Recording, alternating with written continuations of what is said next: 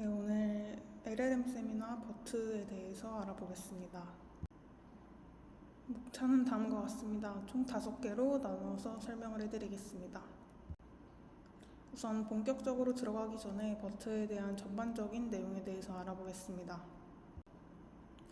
버트는 바이디렉셔널 트랜스포머 인코더를 이용하여 구현이 되었으며 그에 따라 이름을 바이디렉셔널 인코더 레프레젠테이션스 from transformers의 앞글자를 따서 버트가 되었습니다. 버트는 위키피디아와 북스콜퍼스와 같은 레이블이 없는 텍스트 데이터로 사전 훈련된 언어 모델입니다. 잘 만들어진 버트 언어 모델 위에 한 개의 클래시피케이션 레이어만 부착을 해서 다양한 NLP 태스크 수행이 가능하며 당시 영어권에서 11개의 NLP 태스크에 대해 소타를 달성했습니다. 간략히 버트가 높은 성능을 얻을 수 있었던 이유부터 말씀을 드리자면 레이블이 없는 방대한 데이터로 사전 훈련된 모델을 가지고 레이블이 있는 다른 태스크에서 추가 훈련과 함께 하이퍼 파라미터를 재조정하여 이 모델을 사용하면 성능이 높게 나오는 기존의 사례들을 참고했기 때문입니다. 모두 아시다시피 다른 작업에 대해서 파라미터 재조정을 위한 추가 훈련 과정을 파인 튜닝이라고 합니다. 다음 장표에서 볼 수 있는 그림은 버트의 파인 튜닝 사례를 보여줍니다. 우리가 하고 싶은 태스크가 스팸 메일 분류라고 했을 때 이미 위키피디아 등으로 사전 학습된 버트 위에 분류를 위한 신경망을 한층 추가합니다. 이 경우 버트가 언어 모델 사전 학습 과정에서 얻은 지식을 활용할 수 있으므로 스팸 메일 분류에서 보다 더 좋은 성능을 얻을 수 있습니다. 버트의 기본 구조는 오른쪽과 같은 트랜스포머의 인코더를 쌓아 올린 구조입니다. 베이스 버전에서는 총 12개를 쌓았으며 라지 버전에서는 총 24개를 쌓았습니다. 그 외에도 라지 버전은 베이스 버전보다 D 모델의 크기나 셀프 어텐션 헤드의 수가 더 큽니다. 트랜스포머 인코더 층의 수를 L, D 모델의 크기를 D, 셀프 어텐션 헤드의 수를 A라고 했을 때 각각의 크기는 다음과 같습니다. 초기 트랜스포머 모델이 L은 6, D는 512, A는 8이었던 것과 비교를 하면 베이스 또한 초기 트랜스포머 모델보다는 더 큰 네트워크임을 알 수 있습니다. 여기서 버트 베이스는 버트보다 앞서 등장한 오픈AI GPT-1과 하이퍼 파라미터가 동일한데 이는 버트의 연구진들이 직접적으로 GPT-1과 성능 비교를 하기 위해서 GPT-1과 동등한 크기로 버트 베이스를 설계했기 때문입니다. 반면에 버트 라지는 버트의 최대 성능을 보여주기 위해 만들어진 모델인데 버트가 세운 기록들은 대부분 버트 라지를 통해 이루어졌습니다. 이제 뒷 내용에 대해서는 통일성을 위해 버트 베이스를 기준으로 설명을 해드리겠습니다. 뒤에서 자세히 다룰 거지만 우선 간단히만 말씀을 드리자면 버트는 2가지 목적을 가지고 프리트레인을 수행합니다.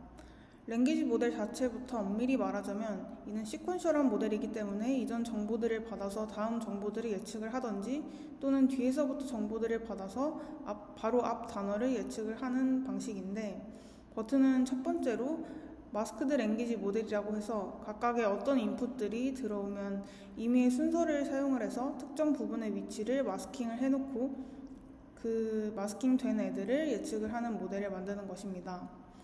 두 번째는 넥스트 센텐스 프리딕션이라고 해서 어떤 두 쌍의 센텐스가 들어왔을 때 해당하는 센텐스가 다음 센텐스에 바로 그 다음에 등장하는 게 맞는지 아닌지 학습하는 부분이라고 생각을 하시면 됩니다. 이렇게 프리트레인된 모델을 가져다가 버트의 가장 밑단에 하나의 단순한 레이어만을 쌓아서 퀘스천 앤서링 태스크라든지 다양한 태스크들을 레이어 한 개만 추가함으로써 작업을 수행하는 파인 튜닝을 진행을 하는 것입니다. 이 장표에 나오는 그림은 버트의 논문에 첨부된 그림으로 엘모와 GPT 그리고 버트의 구조적인 차이를 보여줍니다. 가장 우측 그림의 엘모는 정방향 LSTM과 역방향 LSTM을 각각 훈련시키는 방식으로 양방향 언어 모델을 만들었습니다. 가운데 그림의 GPT는 트랜스포머의 디코더를 이전 단어들로부터 다음 단어를 예측하는 방식으로 단방향 언어 모델을 만들었습니다. 여기서 TRM은 트랜스포머를 의미합니다. 단방향으로 설계된 오픈AI GPT와는 달리 가장 좌측 그림의 버트는 화살표가 양방향으로 뻗어나가는 모습을 보여줍니다. 이는 마스크드 랭귀지 모델을 통해서 양방향성을 얻었기 때문입니다. 네, 이제 본격적으로 버트의 레프레젠테이션 방법에 대해서 말씀을 드리겠습니다. 우선 버트는 북스 콜퍼스 잉글리시 위키피디아 데이터셋으로 사전학습되었습니다. 북스 콜퍼스는 8억 개의 단어를 가지고 있고 잉글리시 위키피디아는 25억 개의 단어와 같은 레이블이 없는 텍스트 데이터로 사전학습이 되었습니다. 버트가 다양한 다운스트림 태스크를 처리할 수 있도록 하기 위해서 입력은 하나의 문장과 두 문장의 쌍이 될 수도 있습니다. 우선 문장으로 입력이 된다면 실제 언어적인 문장이 아닌 임의의 연속 태스크가 인풋이 되고, 시퀀스로 입력이 된다면 하나의 문장이나 두 문장이 하나로 묶여 있을 수 있습니다. 버트의 입력은 일반적인 딥러닝 모델들과 마찬가지로 임베딩 층을 지닌 임베딩 벡터들입니다. 즉, 문장 혹은 시퀀스의 입력이 모델에 들어갈 때 그냥 들어가는 것이 아니라 임베딩 과정이 필요하다는 의미입니다. 이때 버트는 세 가지 임베딩 방법으로 로우 데이터를 처리를 해줍니다. 토큰 임베딩, 포지션 임베딩, 그리고 세그먼트 임베딩 방법인데 이에 대해서는 바로 뒷장표부터 하나씩 다루겠습니다.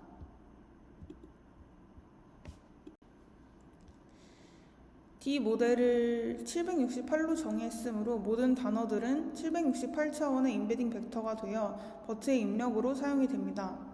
버트는 내부적인 연산을 거친 후에 동일하게 각 단어에 대해서 768차원의 벡터를 출력을 합니다. 위 그림에서는 버트가 각 768차원의 CLS, I love you라는 4개의 벡터를 입력을 받아서 동일하게 768차원의 4개의 벡터를 출력하는 출력 임베딩의 모습을 보여줍니다.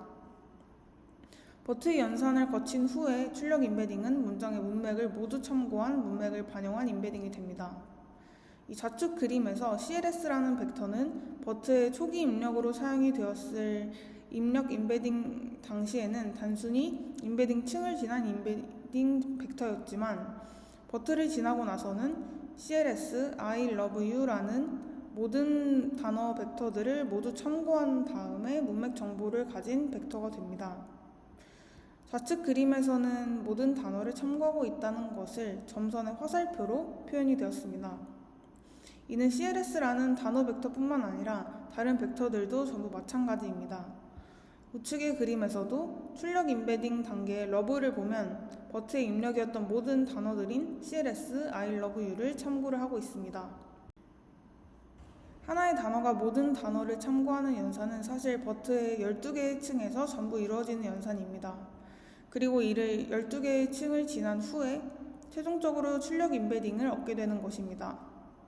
예를 들어 위에 있는 그림은 버트의 첫 번째 층에 입력된 각 단어가 모든 단어를 참고한 후에 출력되는 과정을 화살표로 표현을 했습니다.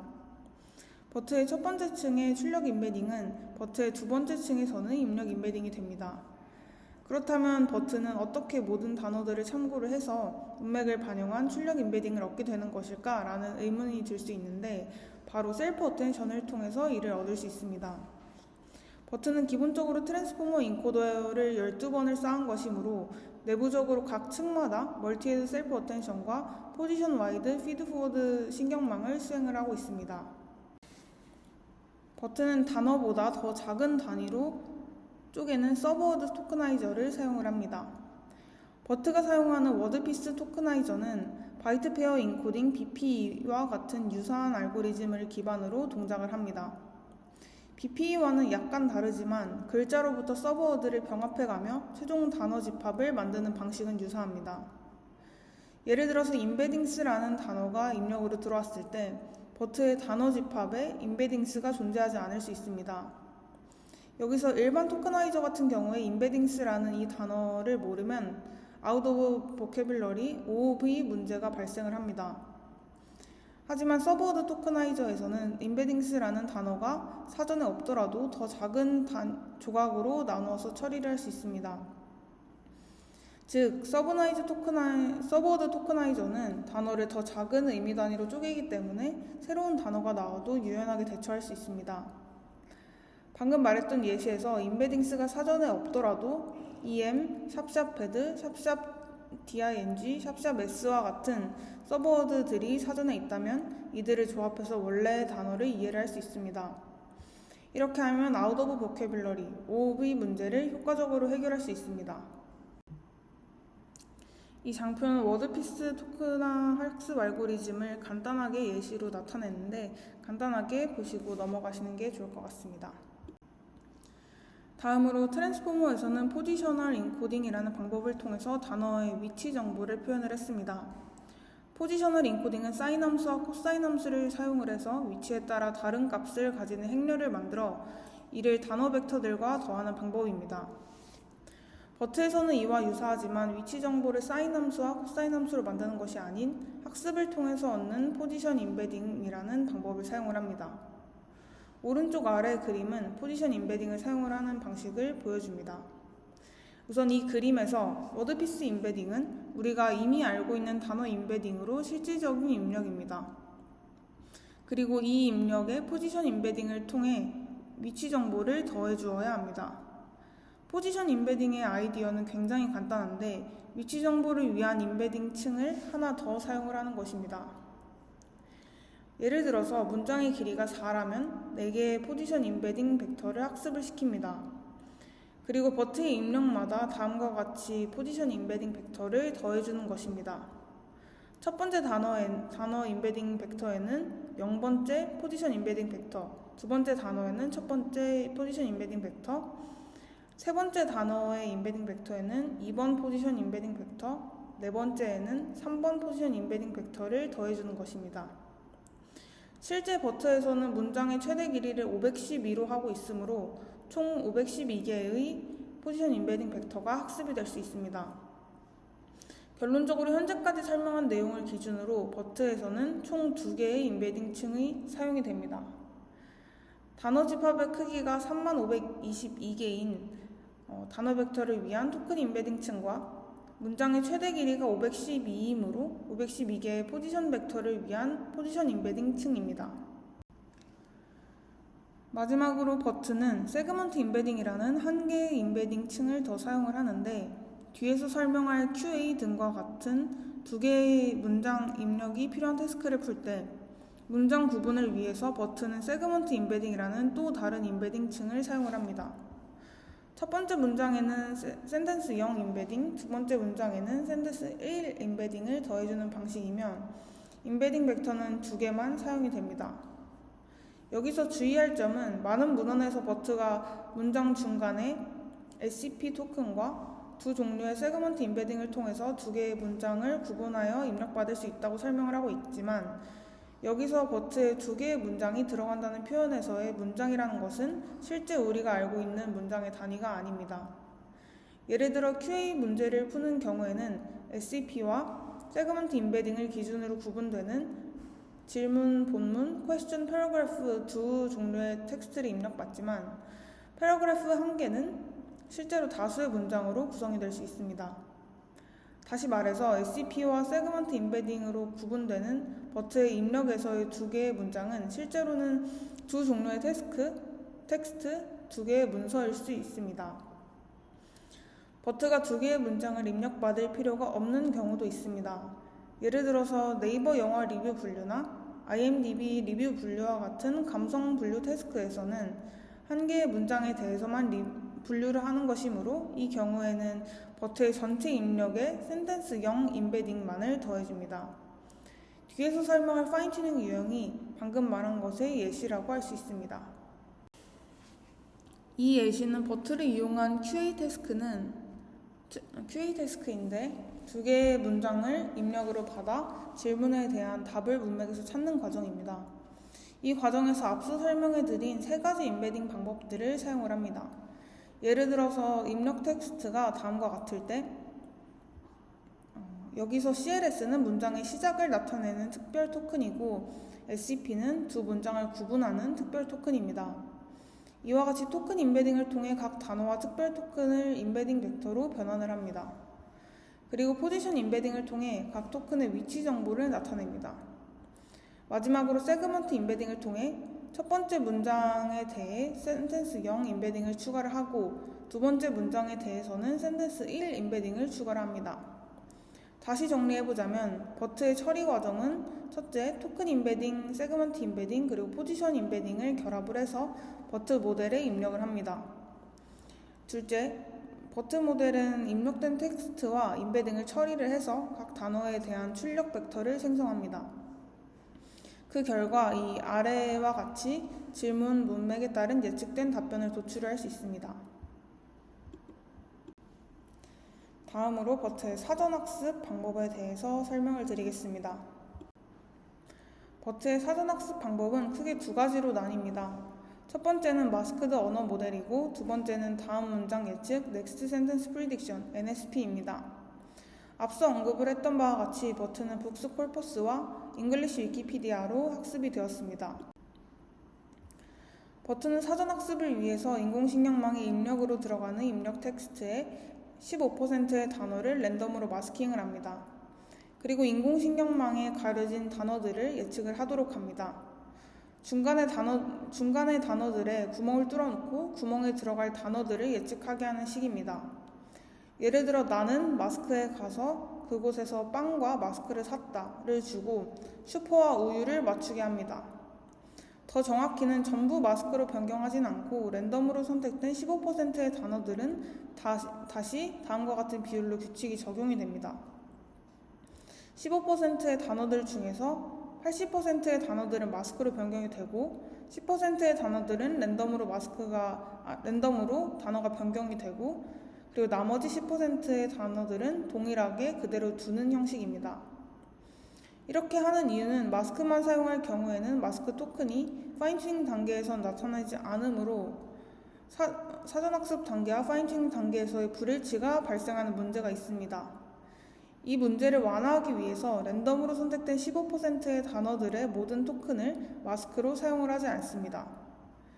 이를 전체 단어 관점에서 파이 차트를 통해 정리를 하면 오른쪽 아래 그림과 같습니다. 전체 단어의 85%는 마스크드 언어 모델의 학습에 사용이 되지 않습니다. 마스크드 언어 모델의 학습에 사용되는 단어는 전체 단어의 15%입니다. 학습에 사용되는 12%는 마스크로 변경한 후에 원래 단어를 예측을 합니다. 그리고 1.5%는 랜덤으로 단어가 변경된 후에 원래 단어를 예측을 하고 이 1.5%는 단어가 변경되지 않았지만 버트는 이 단어가 변경된 단어인지 원래 단어가 맞는지는 알 수가 없습니다. 이 경우에도 버트는 원래 단어가 무엇인지 예측을 하도록 하는 그런 방식인 것입니다. 간단하게 예시를 통해 이해를 해보겠습니다. My dog is cute, he likes playing 이라는 문장에 대해서 마스크드 언어 모델을 학습을 하고자 합니다. 약간의 전처리와 버트의 서브워드 토크나이저에 의해 이 문장은 My dog is cute, he likes play 샵샵ing로 토큰화가 되어 버트의 입력으로 사용이 됩니다. 그리고 언어 모델을 학습을 하기 위해서 다음과 같이 데이터가 변경이 되었다고 가정을 해봅시다. 우선 첫 번째로 도그 토큰은 마스크로 변경이 되었습니다. 예시 1의 그림은 도구 토큰이 마스크로 변경이 되어서 버트 모델이 원래 단어를 맞추려고 하는 모습을 보여줍니다.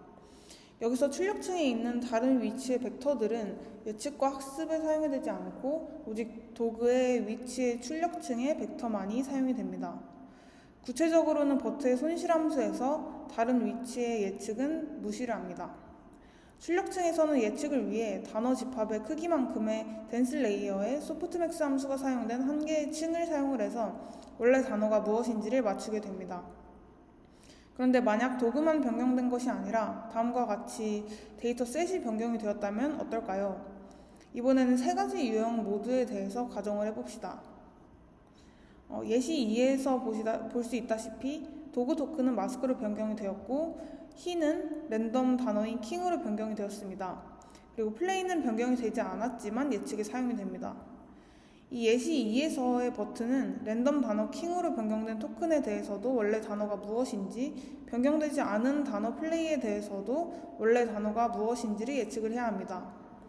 플레이는 변경이 되지 않았지만 버트 입장에서는 이것이 변경된 단어인지 아닌지 모르기 때문에 마찬가지로 원래 단어를 예측을 해야 하는 것입니다.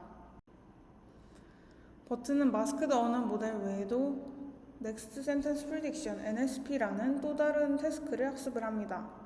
NSP에서는 버트에게 두 개의 문장을 준 후에 이 문장이 이어지는 문장인지 아닌지를 맞추는 방식으로 훈련을 시킵니다.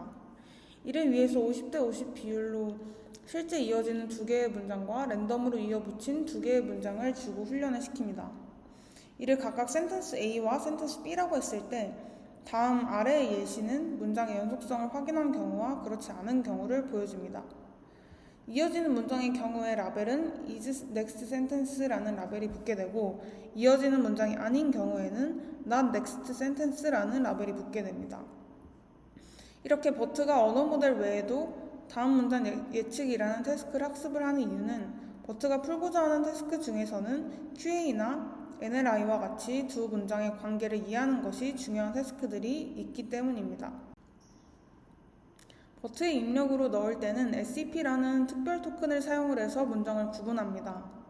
첫 번째 문장의 끝에 SCP 토큰을 넣고 두 번째 문장이 끝나면 역시 SCP 토큰을 붙여줍니다. 그리고 이 두 개의 문장이 실제 이어지는 문장인지 아닌지는 CLS 토큰의 위치의 출력층에서 이진 분류 문제를 풀도록 합니다. CLS 토큰은 문장의 시작을 알리는 토큰이기도 하지만 버트가 분류 문제를 풀기 위해 추가된 특별 토큰이기도 합니다. 그리고 이 장표에 나온 그림에서 나타난 것과 같이 마스크드 언어 모델과 다음 문장 예측은 따로 학습하는 것이 아니라 로스를 합하여 학습이 동시에 이루어지게 됩니다. 버트를 사전 학습하는 데 필요한 하이퍼 파라미터 세팅은 다음과 같습니다. 네, 이제 버트의 파인 튜닝에 대해서 간략하게 알아보겠습니다. 앞서 프리트레인된 버트 모델은 크게 4가지 태스크의 파인 튜닝이 될 수 있는데 하나씩 이를 살펴보겠습니다. 버트를 사용하는 첫 번째 유형은 하나의 문서에 대한 텍스트 분류 유형입니다. 이 유형은 영화 리뷰, 감성 분류 등과 같이 입력된 문서에 대해서 분류를 하는 유형으로 문서의 시작에 CLS라는 토큰을 입력합니다.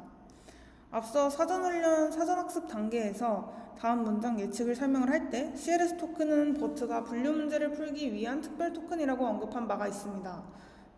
이는 버트를 실질적으로 사용하는 단계인 파인 튜닝 단계에서도 마찬가지입니다. 텍스트 분류 문제를 풀기 위해서 CLS 토큰의 위치에 출력층, 덴스 레이어 또는 완전 연결층, fully connected 레이어를 추가를 해서 분류에 대한 예측을 하게 됩니다. 버트를 사용하는 두 번째 유형은 태깅 작업입니다. 앞서 RNN 계열의 신경망들을 통해서 풀었던 태스크입니다.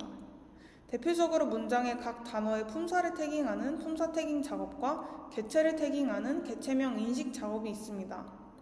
출력층에서는 입력 텍스트의 각 토큰의 위치에 덴스 레이어를 사용을 해서 분류에 대한 예측을 하게 됩니다. 버트는 텍스트의 쌍을 입력으로 받는 태스크도 풀 수 있습니다. 텍스트의 쌍을 입력으로 받는 대표적인 태스크로 자연어 추론이 있습니다. 자연어 추론 문제란 두 문장이 주어졌을 때 하나의 문장이 다른 문장과 논리적으로 어떤 관계에 있는지를 분류를 하는 것입니다. 그 유형으로는 모순관계, 함의관계, 중립관계가 있습니다. 텍스트의 쌍을 입력으로 받는 이러한 태스크의 경우에는 입력 텍스트가 한 개가 아니기 때문에 텍스트 사이에 SCP 토큰을 집어넣고 센텐스 0 임베딩과 센텐스 1 임베딩이라는 두 종류의 세그먼트 임베딩을 모두 사용을 해서 문서를 구분을 합니다. 텍스트의 쌍을 입력으로 받는 또 다른 태스크로는 QA 태스크가 있습니다. 버트를 QA를 풀기 위해서 질문과 본문이라는 두 개의 텍스트 쌍을 입력을 합니다. 이 태스크의 대표적인 데이터셋으로는 스탠포드 Question Answering 데이터셋 V1.1이 있습니다. 이 데이터셋을 푸는 방법은 질문과 본문을 입력받으면 본문의 일부분을 추출을 해서 이 질문에 답변을 하는 것입니다. 실제로 이 데이터셋은 영어로 되어 있지만 한국어로 예시를 한번 들어보겠습니다.